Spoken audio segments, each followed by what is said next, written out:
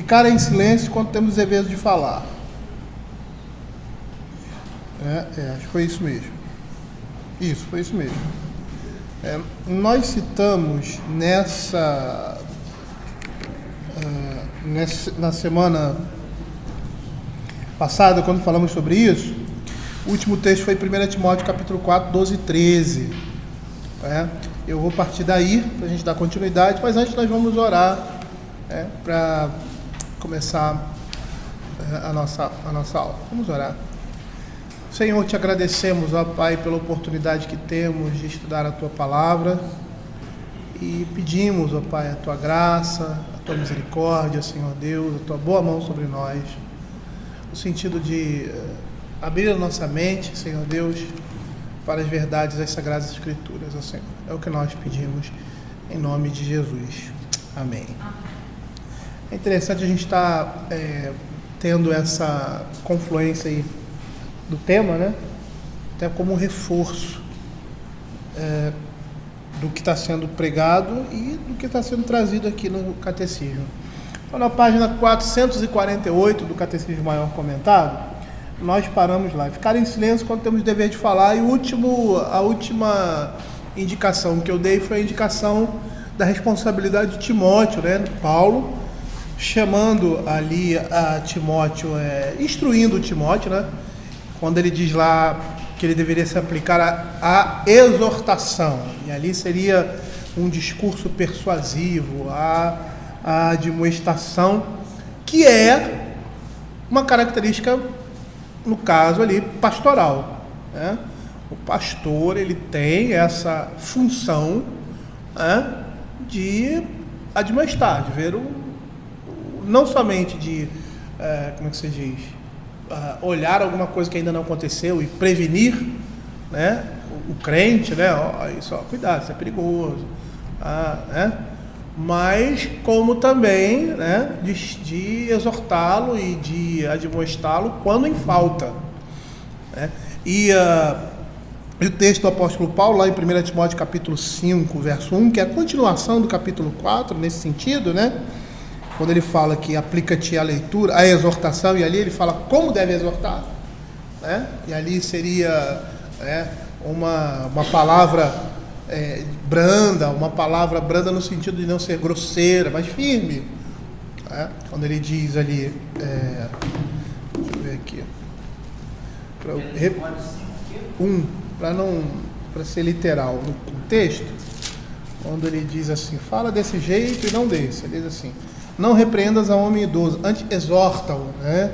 Então, a ideia aí entre repreensão e exortação está relacionada, não é não viu uma coisa errada numa pessoa, não fala não, porque é uma pessoa, não é isso, é que o modo como ele vai falar, a maneira como ele vai falar, é uma maneira persuasiva, de admoestação, né? Aí ele vai dizer, exorta como a pai, como se estivesse falando com seus pais, no contexto daquele tempo, não no contexto de hoje, ou no contexto cristão, né? Porque os filhos hoje falam com os pais como se estivesse falando com cachorros. Infelizmente, isso acontece até no meio da igreja. Graças a Deus, a minha casa não era assim. Mas, infelizmente, a gente sabe que isso acontece, e, em geral, isso acontece por pecado dos filhos, mas também por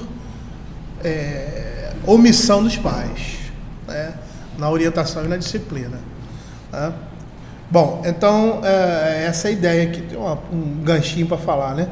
Aos moços como a irmãos, as mulheres idosas como a irmãs, as moças como a irmãs, com toda a pureza, né?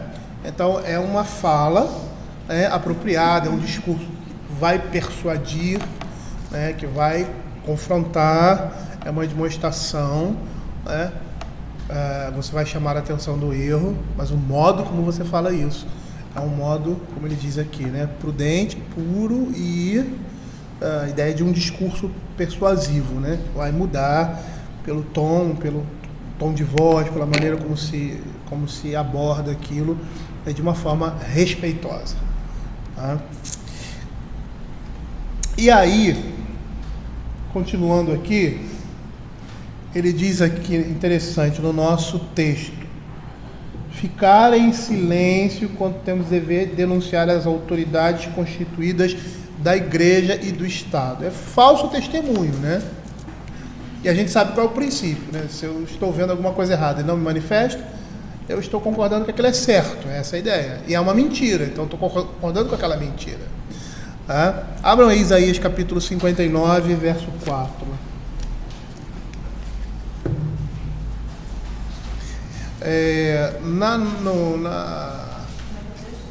59, 4. No nosso manual de culto, na parte que é do batismo, acho que é a primeira parte do batismo, primeiro modelo de batismo e profissão de fé. Aí tem uma perguntas e respostas, né? Você pergunta lá pro candidato lá ao batismo, à profissão de fé, algumas coisas com relação à fé. E aí tem uma dessas perguntas você se submete à liderança da sua igreja enquanto ela estiver fiel à palavra de Deus? Aí o batizado lá, o candidato, sim. É esse mesmo princípio, tá, que nós temos aqui. Por quê? Porque nós não podemos ser coniventes com o erro. Tá? A gente vê o que está acontecendo errado e fica calado. Se nós fazemos isso, nós estamos pecando contra esse mandamento. Às vezes as pessoas ficam assim meio, como é que se diz, temerosas, né? Puxa, principalmente com relação à autoridade. Puxa, ó, fulano está fazendo uma coisa errada, o pastor da igreja, o chefe lá do setor lá, sei lá. A responsabilidade sua diante de Deus é chegar para aquela pessoa, né? Com a mesma postura que Timóteo aqui está falando com os homens idosos, né? Com todo respeito e mostrar o erro. Nós não podemos ser coniventes com o erro. Você está errado, isso é um crime, isso é... Certa vez, quando eu era militar, um pouquinho diferente, né? Mas está mesmo no contexto. O meu chefe, a gente ia passar por uma inspeção isso tem muito tempo. Se fosse hoje, então, a coisa ia ser pior ainda. Eu era responsável logo quando eu me formei, entrei no quartel, eu era responsável pelo paiol. Então, por toda a munição era minha responsabilidade, minha de um oficial que trabalhava comigo. Nós estávamos juntos. E o que fazia? Como vocês sabem, né? Brasil não funciona nada, né? Então, o que acontece é que você tem um monte de coisa prevista e você não faz. Tem tiro previsto e não faz. Tem isso, né? E aí o que acontece?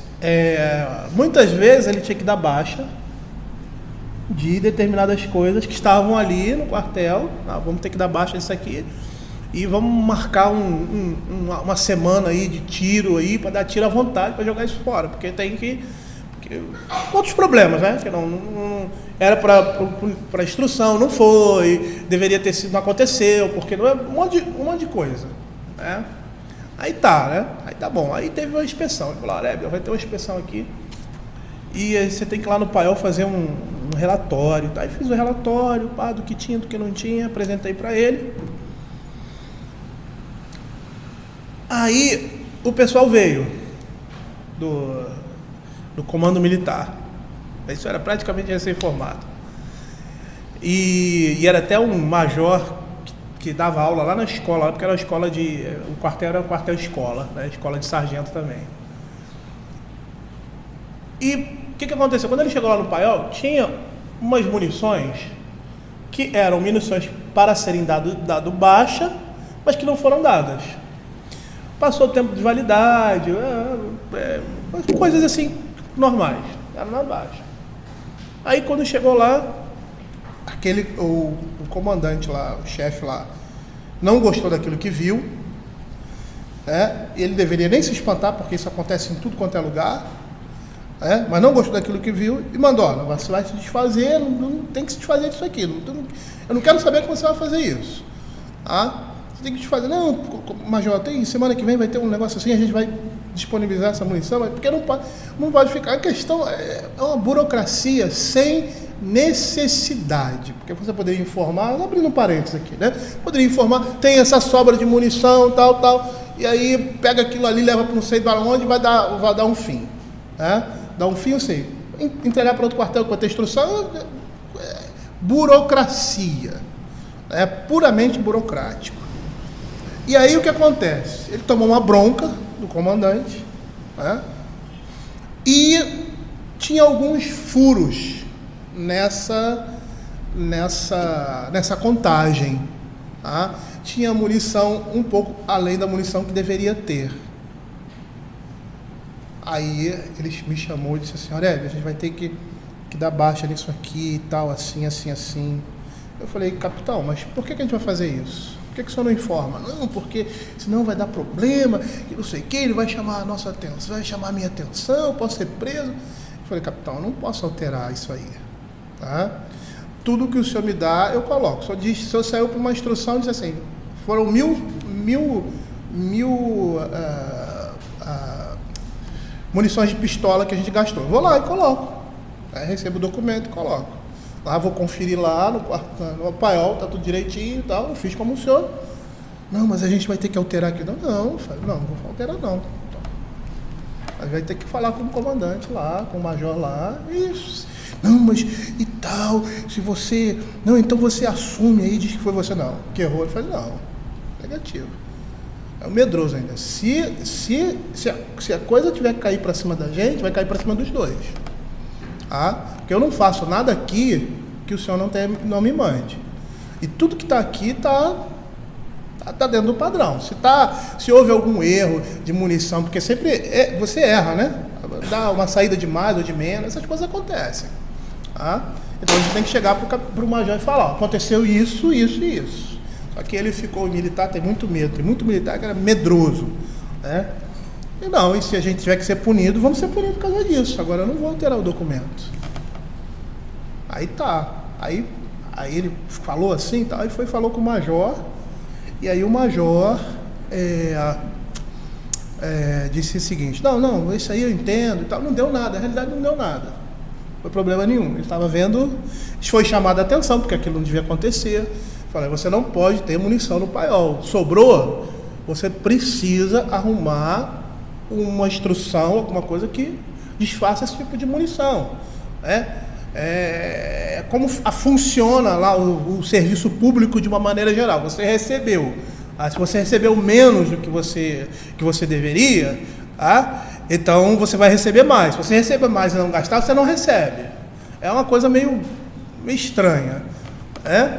Então você como chefe do paiol, deveria chegar ao comandante: comandante, nós temos essas munições que devem ser gastas, porque já vai passar do prazo de validade e tal, sobraram aqui, que não devia ter sobrado e tal.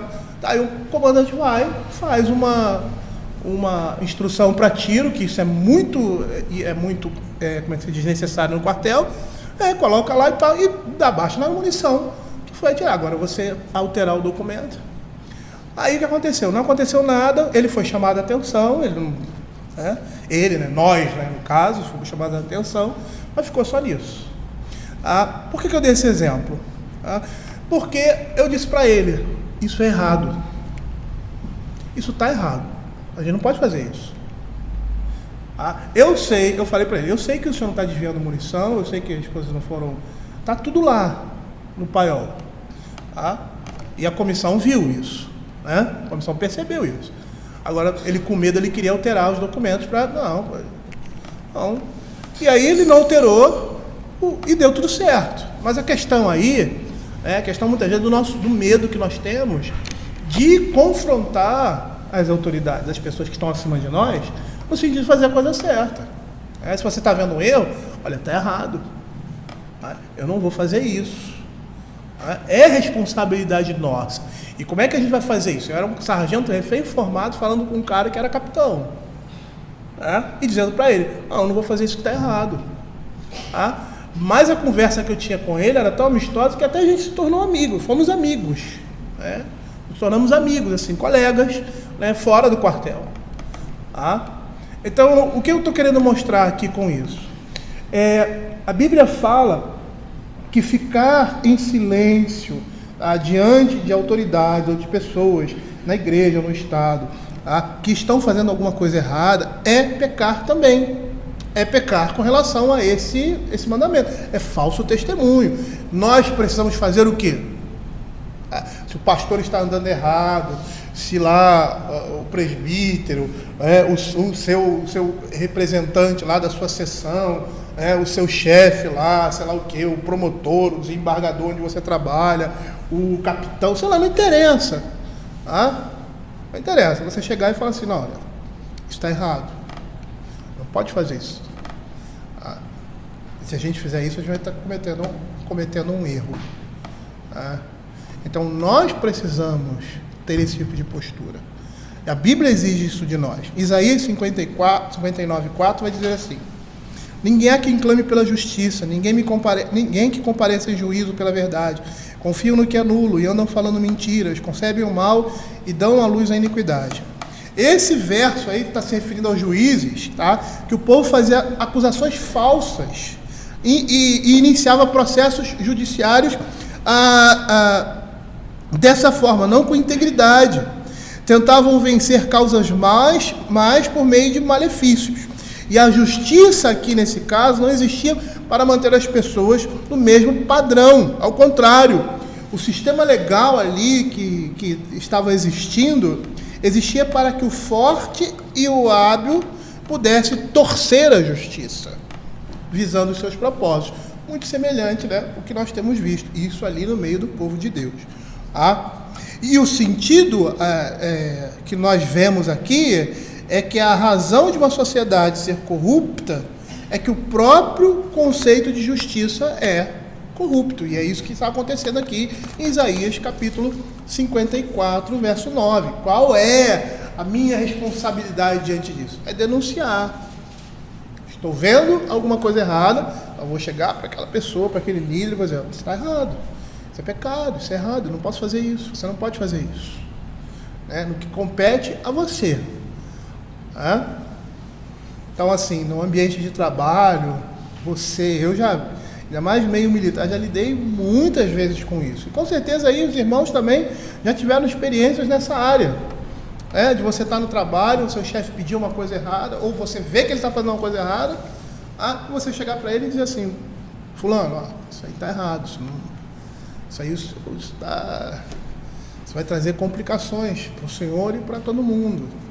Você tem a responsabilidade de avisar. Se ele vai ouvir ou não, isso aí é outra questão. Mas se você está envolvido na situação, você está vendo, se aquela pessoa é autoridade sobre você, você tem a responsabilidade de chegar e chamar a sua atenção, corrigi-lo. Aí de que forma? Isso se perdeu na nossa sociedade, e a gente estudou isso lá quando fala sobre honrar pai e mãe. As pessoas acham que porque um líder fez alguma coisa errada, você tem o direito de expor ou de falar com ele de forma grosseira ou como se ele fosse seu subordinado. Não, ele continua sendo o seu líder.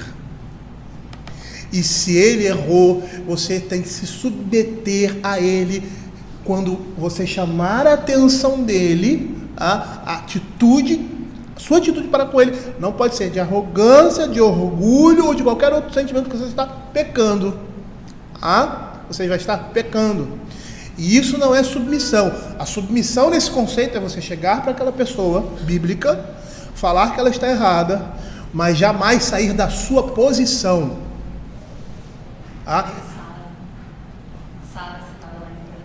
Isso. Jamais sair da sua posição. Entender que você é subordinado e que ele é o seu senhor, é a pessoa que está acima de você. A Simone citou Sara, quando ali em 1 Pedro ele fala, que Sara chamava Abraão de senhor. E o contexto ali era, apesar do erro dele, do pecado dele, e nós conhecemos, ele fez isso 2 vezes, dizer que era a irmã dele, acho que até, se eu não falei, eu não vou falar sobre isso, já falei, mas não vou falar, de dizer que era irmã dele, e mesmo assim, o que ela fez? ela, depois de uma situação como essa, ela faz como toda mulher faz. Respeita o marido, que é uma... Não, né? Os nossos esposos, né? No caso das mulheres, né? Os seus maridos cometem determinados erros, né? Falhas com você, aí você acha que está no direito de respeitá-lo pro resto da vida. Ele cometeu aquela falha, aquele deslize, ou porque ele fez aquilo. Não. E essa foi a atitude de Sara. Apesar do erro dele, ela continuava submissa a ele, aquilo que era, né, do Senhor, né, e respeitando ele. Por quê? Porque os erros das autoridades não tiram dele o munus ou a função que eles exercem. Eles continuam sendo autoridades. E nós devemos respeitá-los. Imagina se todo filho, quando o pai e a mãe errassem com eles, tivesse autorização para sair de debaixo da sua autoridade. O tanto que pai e mãe erram com o filho, né? Se eles tivessem essa autorização para lançar de sobre si o jugo por causa do erro do pai e da mãe, isso é... E eles fazem isso todas as vezes que vão chamar a atenção dos pais de forma grosseira ou de forma ignorante. E você sai desse julgo, ou seja, dessa submissão, quando você vai chamar a atenção de alguém que está acima de você, que está errado e que deve ser corrigido, e que você age com presunção, com orgulho ou fala de forma indevida. Da mesma forma que você vai para uma pessoa pedir, uma pessoa que está acima de você, pedir um favor ou alguma coisa para o seu benefício, deve ser o mesmo comportamento, a mesma atitude que você deve ter quando chamar a atenção dessa pessoa. A mesma atitude, o mesmo comportamento. Quando devemos tolerar, então, os erros do nosso líder? Existe um certo limite onde, ok, isso foi longe demais? Não, erro tem que ser corrigido. A gente não tem que tolerar erro de ninguém. O problema é que essa expressão, muitas vezes, tolerar erro é passividade. É você não agir da maneira correta e quando age, você age na carne. Né? Então, se você vir... Tem aquilo também que a Escritura diz, né? Provérbios é interessantíssimo. Não repreenda o estulto, para não trazer problema para você. Ele vai dizer isso. E aí depois ele vai dizer, repreenda o estulto. O que ele quer dizer com isso? Ele quer dizer que você, em determinadas situações, vai perceber que aquela pessoa não tem jeito. Não tem jeito. Entendeu? Então não tem jeito. Então você vai falar o quê?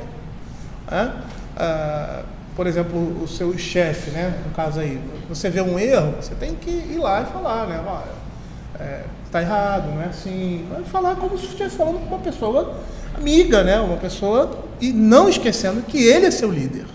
E tem um limite aí também, que é o limite do pecado, né? Quer dizer, a autoridade nenhuma tem autoridade sobre você para te pecado. Nem marido, nem pai, ninguém tem autoridade para te mandar fazer você encontraria uma coisa de Deus. Eu vou dar um exemplo um pouquinho diferente, mas mais ou menos isso aí, meus alunos em sala de aula. Esses dias eu estava conversando com a... chamando a atenção da aluna, e aí? Falando assim. Aí eu falei, minha filha, não fala assim, você tá... Aí ela falou de novo, ela mesma, depois chamei a atenção dela. Aí eu não vou falar, não adianta, entendeu? Às vezes acontece determinado, começa a rir, aí a galera, começa a rir em sala de aula, porque eu tô rindo porque não adianta falar. Eu já chamei a atenção, já falei isso 500 mil vezes, aí o cara vai e faz a mesma coisa. Você vai fazer o quê?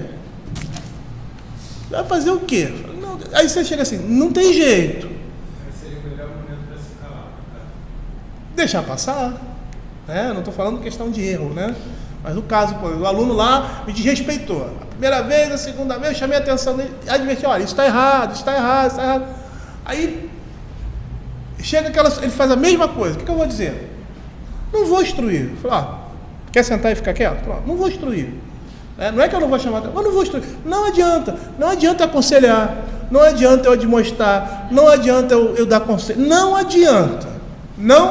Então, só vou dizer, não faça isso, não faça aquilo. Pronto, acabou. Entende? Então, chega uma situação dessa, que é assim, como um chefe, por exemplo. Você olha para o cara e fala, não adianta falar. Fazer o quê? Não vou falar, deixa para lá. Entendeu? Deixa ele se arrebentar por aí. Então, você percebe... O mandamento é a obrigação que você tem de fazer isso. Se a pessoa não quer... O problema é que a questão aqui que nós estamos falando de deixar para lá é quando você já falou várias vezes. Não é que você não falou nunca. É uma pessoa que não ouve, que não te escuta. Então você já falou. A pessoa não te escuta, você vai fazer o quê? Você vai bater, amarrar a pessoa? Não tem jeito. É contar com a graça de Deus, né? Então assim, às vezes é muito difícil nós falarmos sobre determinadas coisas, porque em cada situação você vai aplicar aquele princípio, mas de uma forma distinta, né? Uma forma bastante propícia àquela situação em si. O exemplo que eu dei foi: eu sou o responsável, eu sou a autoridade, né? Então é uma pessoa que está ali para orientar, para educar, e o cara não quer ser educado. Não tem jeito, não vai depender de você, não é seu filho, não é alguém que está, né? Então não tem jeito. Então você cansou de falar, cansou de aconselhar, você só diz: faz isso, não faz aquilo.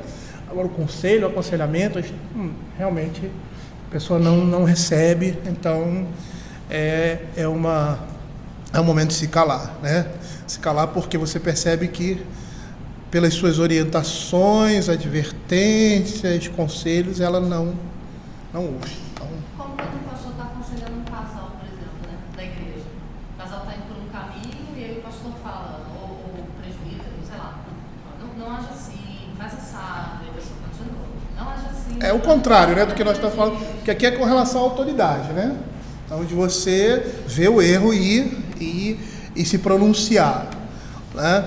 Então, se você se pronuncia várias vezes e a pessoa não ouve, não tem jeito. O exemplo que a Simone deu aqui, eu já passei por isso várias vezes no ministério.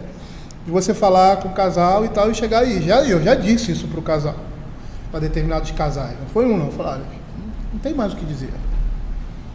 Não depende de mim. O que eu vou falar aqui para vocês não depende da minha palavra. É Deus agindo no coração de vocês. Eu vou contar somente com as pregações, porque cheguei num ponto que vocês... Eu estou falando o que a Bíblia está dizendo. Estou falando, a atitude de vocês está errada. Vocês não querem se acertar.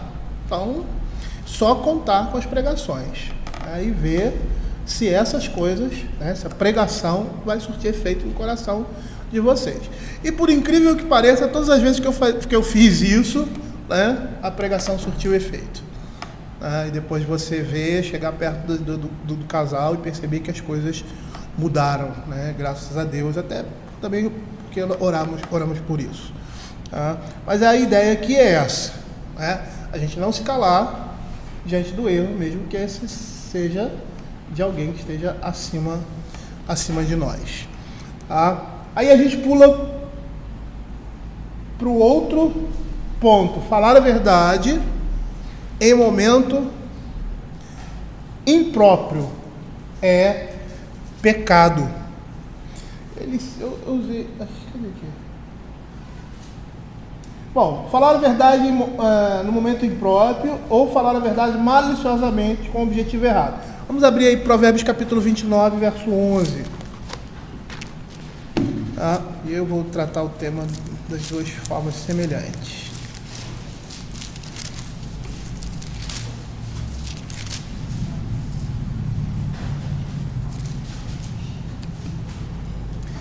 Diz assim: o insensato expande toda a sua ira, mas o sábio, afinal, lhe reprime. O que a gente vai perceber, Provérbios falando aqui, está mais claro em 1 Samuel capítulo 22, 9 e 10. Abre aí. Do verso 6 até o verso 10.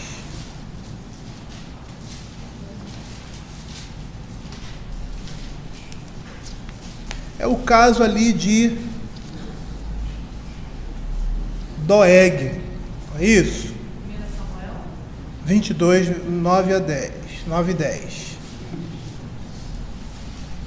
Deixa eu abrir aqui.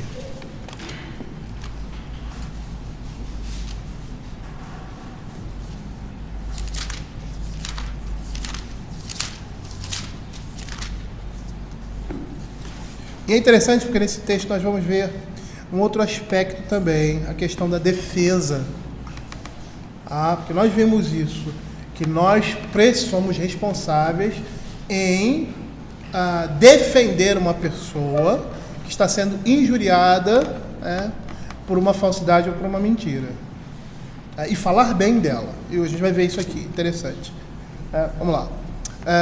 1 Samuel 22, do verso 6 a 10. Diz assim: ouviu Saul que Davi e os homens que o acompanhavam foram descobertos. Achando Saul engibeado debaixo de um arvoredo numa colina, tendo na mão a sua lança e todos os seus servos com ele, disse a todos eles: ouvi, peço-vos, filhos de Benjamim, dar-vos-á também o filho de Jessé a todos vós terras e vinhas, e vos fará a todos chefes de milhares e chefes de centenas, para que todos tenhais conspirado contra mim? E ninguém houve que me desse aviso de que meu filho faz aliança com o filho de Jessé, e nenhum dentre vós há que se doa por mim e me participe que meu filho contra mim me instigou a meu servo, para me armar ciladas como se vê neste dia. Então respondeu Doeg, o edomita, que também estava com os servos de Saul, e disse: vi o filho de Jessé chegar a nobre, a Aimeleque, filho de Aitube, e como Aimeleque, a pedido dele, consultou o Senhor, e lhe fez provisões, e lhe deu a espada de Golias, o filisteu. O que Doeg fez aqui? Ele foi fofoqueiro. Ele sabia que os ânimos estavam acirrados, sobre a questão, e ele falou o que tinha acontecido. Mas foi isso que aconteceu? Aimeleque estava conspirando com Davi contra Saul? Não é verdade isso. Ele falou uma verdade do que tinha acontecido, mas na hora errada. E qual era a intenção dele com isso? A intenção era maligna, com certeza. Olha o que o Salmo 52, versos de 1 a 5 vai dizer. Diz assim: por que te glorias na maldade, ó homem poderoso? Pois a bondade de Deus dura para sempre. A tua língua urge plano de destruição. É qual navalha afiada ao praticador de enganos. Amas o mal antes que o bem, preferes a mentira a falar retamente. Ama todas as palavras devoradoras, ó língua fraudulenta. E também Deus te destruirá para sempre. Há de arrebatar-te, arrancar-te da tua tenda e te extirpará da terra dos viventes. Isso aí é o que a palavra de Deus fala com esses que agem dessa forma. O que Doeg fez? Saul, na sua cabeça doente, imaginava que Davi estava armando ciladas para matá-lo. Na realidade, ele estava atribuindo a Davi aquilo que ele mesmo, intentava. Um comentarista, J.C. Baldwin, comentando esse episódio, diz que Doeg reflete o tom da fala do rei com toda a arte de um traidor, omitindo toda a referência ao tremor e as perguntas cautelosas de Aimeleque, que é incriminado. Então você vai comparar aqui Doeg com Aimeleque. O que Aimeleque faz? Abram aí os versos de 11 a 15. 2 Samuel 22. Então percebam que o que Aimeleque fez foi jogar o que Doeg fez com o uso... o que eu falei? É a segunda, desculpa, é a primeira.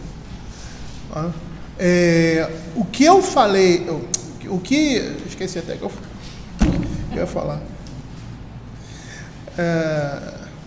O que Doeg fez, ele foi malicioso. Por quê? Porque ele falou um fato realmente verídico.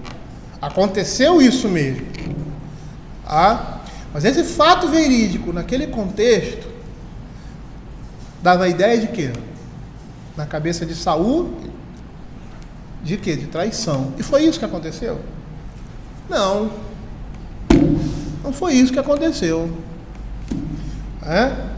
Ele parece aqui no texto, para a leitura de toda a narrativa, e a narrativa tem esse caráter, você só vai entender até os efeitos e o comportamento depois de uma leitura completa da narrativa. Você entender tudo e até a intenção. Você pressupor pelo próprio texto a intenção daquela pessoa ao falar aquilo.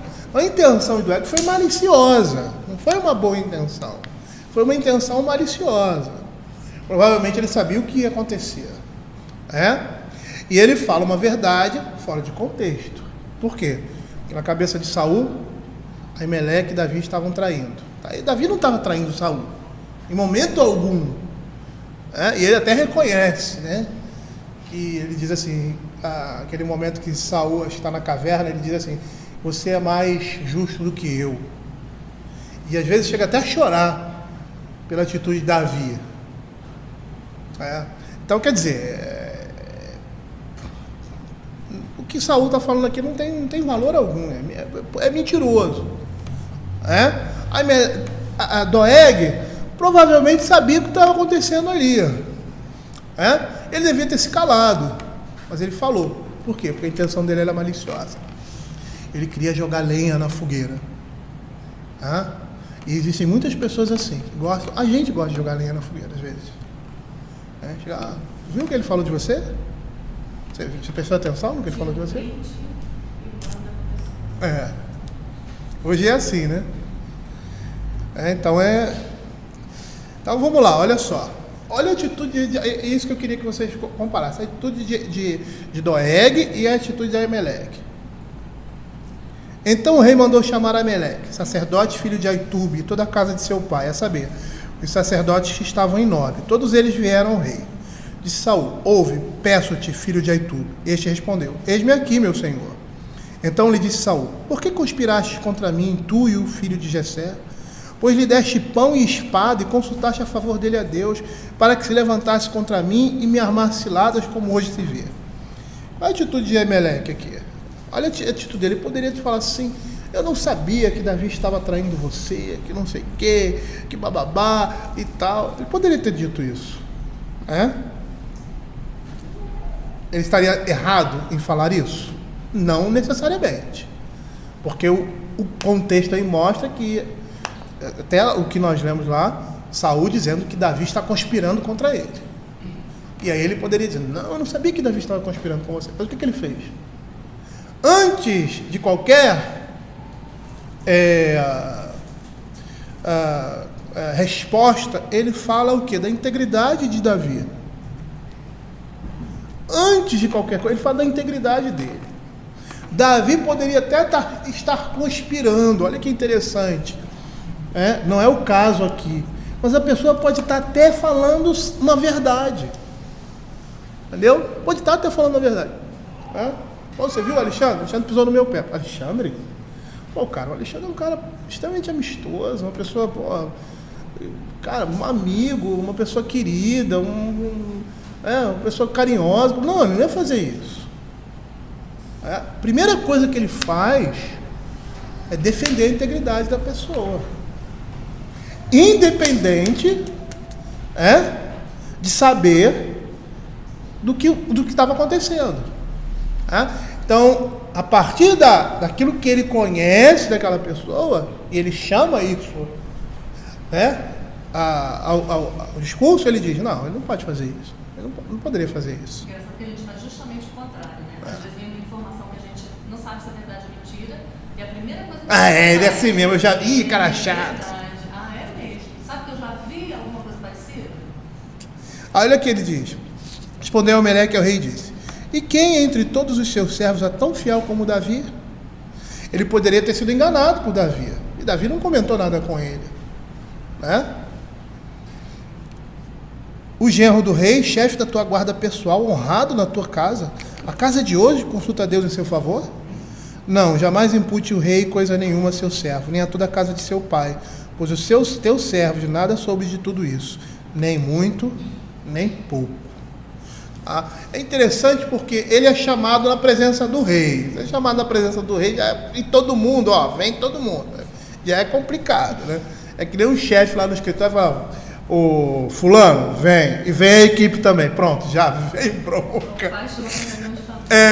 Já vem bronca, né?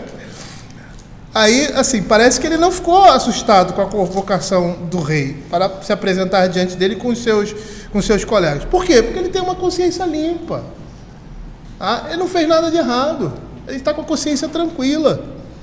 E o que ele faz? Defende a Davi, a quem sempre respeitou, e ressalta a sua confiabilidade, sua posição de honra na família e na corte.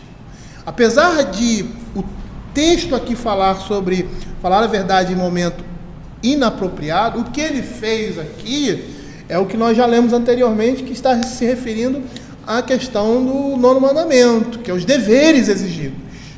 Defender a honra de uma pessoa. Falar bem dessa pessoa em determinados momentos. Até o criminoso.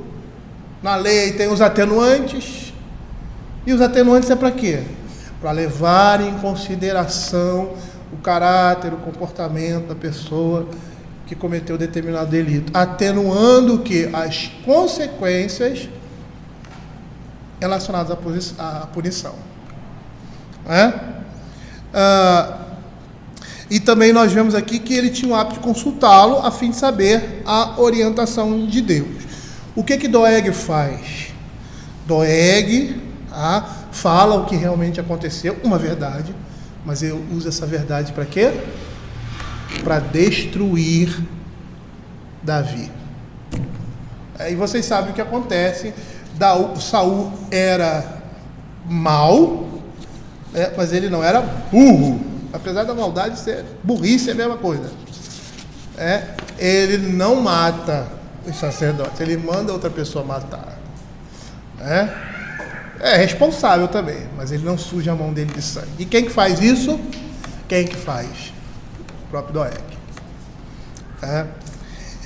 A Escritura nos mostra claramente o cuidado que a gente tem que ter, até mesmo quando estivermos contando um fato verídico.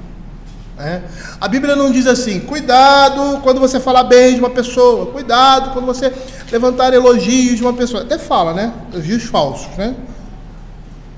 A Bíblia não fala assim. Por quê? Porque essas coisas são boas. São essas coisas que nós temos que, como é que se diz? Alimentar no nosso meio.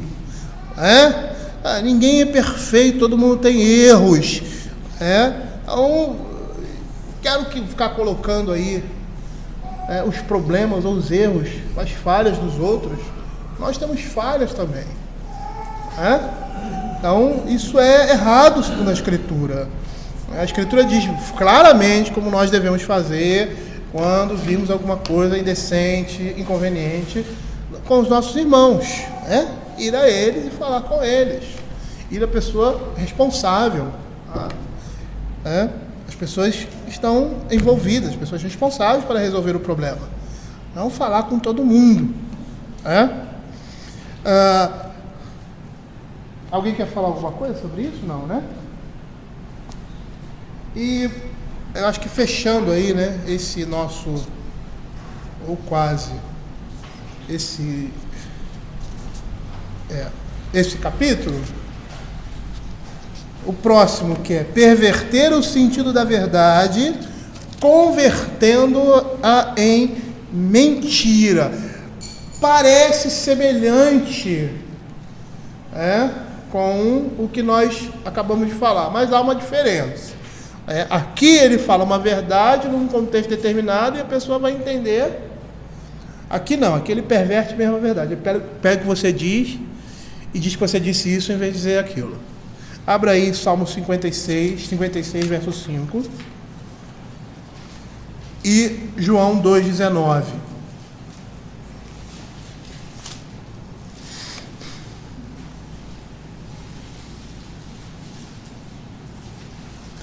Isso aqui, rapaz, pastor sofre demais. 5. Aí você está pregando um negócio e tal, aí o crente lá, mas o pastor disse isso. Comunicação é uma coisa complicada. Não disse isso. Realmente não disse isso. Mas o senhor disse, estava lá. Você entendeu errado. Todo dia torcem as minhas palavras, os seus pensamentos são todos contra mim para o mal. Então as pessoas que torcem as nossas palavras, elas não estão bem intencionadas. Mesmo que essa fala seja de um amigo, por mais que seja um amigo, a intenção que você tem não é ouvi-lo. Quando você torce as palavras de alguém, você não tem intenção de ouvir a pessoa. Você tem intenção de entender como você quer. Aquilo está na sua cabeça, está pensando aquilo, a pessoa fala e você quer entender daquele jeito. Não é assim. Porque torcem porque os seus pensamentos são contra mim para o mal. Então vamos ver aí esse caso, João 2,19. Por que aquelas pessoas torceram as palavras de Jesus? Por que os discípulos às vezes ouviam o Senhor Jesus falar e ficavam assim, não entendiam, mas ficavam pensando, a Escritura diz, guardavam isso no coração? Olha que diferença. Os pensamentos daqueles homens não eram contra o Senhor, por mais que eles não entendessem, muitas vezes pela lerdeza espiritual, não eram contra o Senhor, eles amavam o Senhor Jesus, eram amigos de Jesus. E aí Jesus falava uma coisa para eles, eles ficavam pensando assim e guardavam aquilo no coração. Guardar no coração não vou, tem muito sentido, mas não vou ter nenhum juízo com isso. Eu vou guardar essa palavra aqui, vou estocar ela aqui para mais à frente entender o que você está querendo dizer. É mais ou menos isso. Respondeu Jesus: destruir esse santuário, em 3 dias eu reconstruirei. Aí você vai ver como os acusadores do Senhor Jesus, lá em Mateus capítulo 26, versos 60 e 61, pegaram o que o Senhor Jesus disse e converteram em mentira. Provavelmente, eu estou dando a minha opinião, não sei se é isso que estava passando na cabeça deles. Posso estar errado. Mas provavelmente quando o Senhor Jesus disse assim, vou destruir esse santuário, eles se lembraram de quem? Isso é uma conclusão minha, tá? Provavelmente eles se lembraram de quem? Ou o que eles poderiam pensar? Nos inimigos de Israel. Porque Babilônia fez isso. Tito vai fazer isso um tempo depois. E outros povos ali, que tentaram entrar em Israel e destruir Israel. Você tem ali a Babilônia e os assírios, e os inimigos, de uma maneira geral. Os inimigos queriam o quê? Destruir aquilo ali. Destruir o templo. Neemias, a reconstrução. Eles não queriam que construíssem.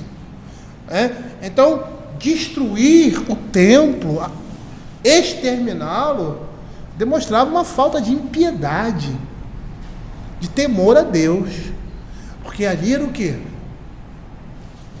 Habitação de Deus, Então ele diz que vai destruir o santuário em 3 dias e reconstruir. Cara, você vai pensar, o que ele está querendo dizer com isso? Aqueles que amavam o Senhor e que não entendiam o que ele estava dizendo, ele estava falando de si mesmo, que aquele templo ali de Jerusalém representava Cristo no meio do seu povo. É o tabernáculo de Deus entre os homens. Olha como a mensagem do Evangelho já estava lá no Velho Testamento, lá, o povo levando lá a arca, o tabernáculo de Deus entre. E a Escritura tem um texto aí do apóstolo Paulo que literalmente diz que Deus se tabernaculou entre nós. Paulo fala numa das suas cartas, quando este tabernáculo se desfizer, ou seja, essa casa, ou seja, o seu corpo. Então, depois, eles entenderam, os próprios discípulos entenderam depois que Jesus o quê? Ressuscitou. Aí eles lembraram. A partir de todo o conhecimento teológico que eles tiveram, eles lembraram que Jesus estava falando dele mesmo. Mas o que os inimigos fizeram? E aí diz lá, e não acharam, apesar de se terem apresentado muitas testemunhas falsas, mas afinal apareceram 2, afirmando, e este disse, posso destruir o santuário de Deus e reedificá-lo em 3 dias. O que eles estavam pensando? Jesus vai trazer uma tropa aqui, não sei. Realmente eu não sei o que se passava na cabeça deles. Mas qual era a intenção deles? perverter o sentido daquilo que Jesus estava falando, convertendo em algo mentiroso. Aí ele disse que vai destruir isso aqui. Mentira, não vai fazer nada disso. Como é que pode? Isso aí foi construído não sei quantos anos. Ele vai fazer isso num dia, 3 dias. Pecado. Perverter o sentido da verdade, convertendo-a em mentira. Agora, pense fazer isso com a palavra de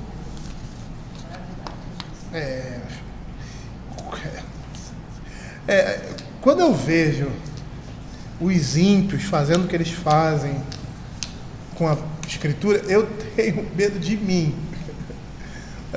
Eu fico olhando para mim. Cara, apesar de não ser, né, ou de não ter essa disposição no coração, por ser um coração convertido, apesar de ter isso, né, na nossa carne, aí você fica pensando em você,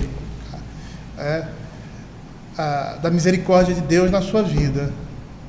Todas as vezes que você comete um pecado desse, se o juízo sobre esses homens é terrível, e Deus não esconde isso na sua palavra, né, do sofrimento e da ira de Deus sobre eles, é pecado.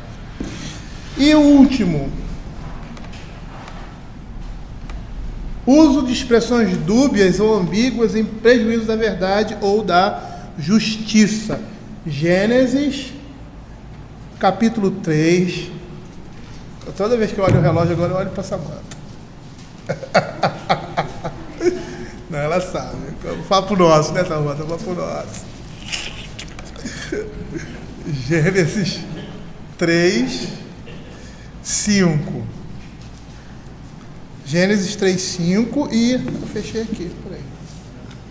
Deixa eu ver aqui. Só conferir aqui. Fecha.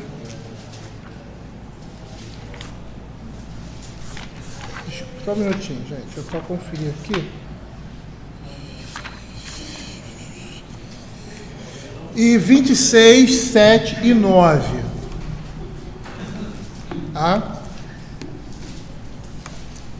Rapaz, essa é uma das armas do inimigo, né? Satanás gosta de usar esse tipo de coisa. Então, expressões dúbias ou de duplo sentido. Por quê? Porque ele vai jogar a rede. Você vai entender, lógico, o jeito que ele quer que você entenda. Mas a pessoa vai chegar, mas não, eu não disse isso, eu disse isso. Olha lá, porque Deus sabe que no dia delas comer, vos abrirão os olhos, e como Deus sereis conhecedores do bem e do mal. Isso é verdade? Em parte. Em parte. Por quê? Porque se eles comessem, eles realmente, os olhos deles se abririam. Se abririam para quê? Para o pecado. Para o pecado. Eles seriam conhecedores do bem e do mal como Deus? Não. Aqui. Lá vem, ó. Vixe, vai lá. Pelo menos pelo que eu entendi do texto, a ênfase não está em ser conhecedor do bem e do mal. Ele diz assim, literalmente. E vós sereis como deuses. Como se fosse um apóstolo, conhecedores do bem e do mal. No final sai, eu acho que é a mesma coisa. Mas assim, pelo que eu consegui entender aqui, ele parece que ele está tentando mexer com o orgulho de Eva. Se você vai ser elevado. Você vai ser igual ao nível de Deus. O interessante, isso aí. É interessante fazer uma ressalva com relação a isso. Na realidade é a mesma coisa. Por quê? Porque eles sabiam que não iam ser iguais a Deus. Eles sabiam, eles tinham essa ideia. Igual no sentido de ser como Deus. Mas como Deus em quê? Nesse sentido. Conhecer o bem e o mal como Deus conhece. O próprio Satanás, e eu vi isso numa pregação, achei muito interessante e válido.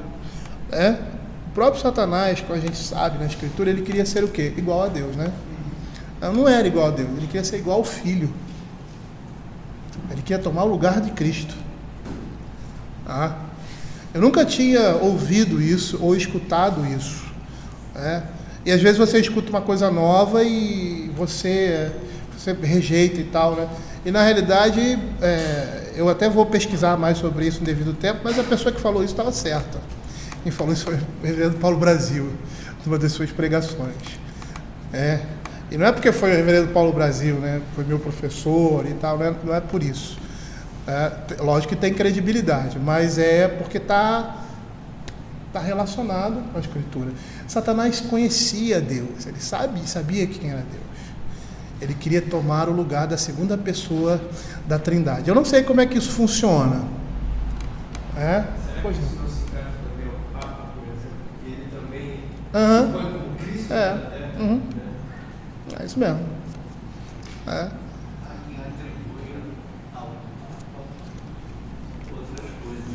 Como a nossa confissão de fé atribui a ele como a besta, né?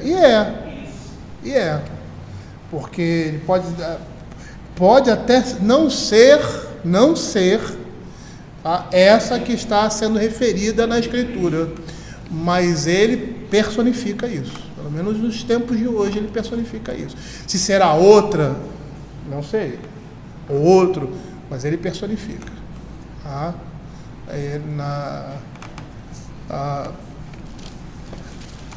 Isso, né? Então vamos lá. Então aqui é nesse sentido. Você está certo. Na verdade estamos falando a mesma coisa. Tá? Então são expressões dúbias com o objetivo de quê? De perverter a verdade. Hoje o Rodrigo acabou mais cedo do que eu. Eu disse isso, né? Mas foi só para implicar com você. Gênesis 26, 7 e 9, para encerrar. Querida, aqui voltando aqui em Gênesis 3, a mulher também deturpa aquilo que Deus falou, né? Ela diz que nem tocareis. Só que ela não tinha um objetivo consciente, né, de perverter a verdade. Ela foi conduzida, né, de uma certa forma. Isso. Ele faz com que ela também. Ele nos engana, mostrando uma coisa prazerosa, mas por trás desse prazer está a morte. Tá aí. Gênesis 26, 7 e 9. Foi o caso que eu citei aqui, né? Eu disse que ia citar depois. Perguntando-lhe os homens daquele lugar a respeito de sua mulher, disse: é minha irmã. Pois temia dizer: é minha mulher, para que dizia ele consigo: os homens do lugar não me matem por amor de Rebeca, porque era formosa de aparência. E o verso 9: então Abimeleque chamou a Isaque e lhe disse: é evidente que ela é tua esposa. Como pois disseste é minha irmã? Respondeu-lhe Isaque: porque eu dizia, para que eu não morra por causa dela. Ele aprendeu com o pai, né? O pai fez isso. E no caso de Abraão, ela realmente era irmã dele, era meia-irmã, né? Então parece que era irmã do mesmo pai, alguma coisa assim, né? Era meia-irmã dele. No caso aqui de Rebeca, eu não sei, parece que eles eram primos, né? Esse parentesco aqui, a mentira dele foi maior ainda, né? Mas a expressão que ele usa aqui, minha irmã, é uma expressão que pode denotar várias coisas, até esposa. No hebraico aqui, no original, ele tem vários significados. É uma pessoa que compartilha de uma intimidade. Então, a pessoa poderia entender como esposa. Na acepção do dicionário, essa palavra, a última, né, que é em grau de vamos dizer assim, em grau de referência, né? Então a primeira está mais relacionada àquele verbete, irmã, prima, parente, alguém de grande intimidade, e o último, esposa. Qual usa essa expressão? Usa. É isso mesmo. Então é o seguinte, foi uma palavra o quê? Dúbia. Mas você não disse. Não, eu disse, é minha irmã, minha esposa, ó, tá vendo? Aqui não, ele não tentou sair pela tangente, não, ele reconheceu. Então todas as vezes que nós usamos palavras assim, nós pecamos, porque nós temos o intuito de quê? De esconder, responder a verdade. E olha, nós fazemos muito isso. Nós fazemos muito isso com os nossos pais, no trabalho, principalmente, né? Então, para poder fugir das responsabilidades, ou para não ser punido de alguma coisa. Aí você diz, eu fui lá e tal, mas o seu propósito foi realmente, mas o seu propósito não era aquele, era outro. Mas só que você está escondendo isso. Tá? É mentira. Vamos orar então para a gente encerrar esse nosso tempo aqui. Senhor, queremos te agradecer pela tua palavra e nela vemos, ó Pai, como nós somos dependentes de ti e também como somos pecadores. Por isso queremos contar com a tua graça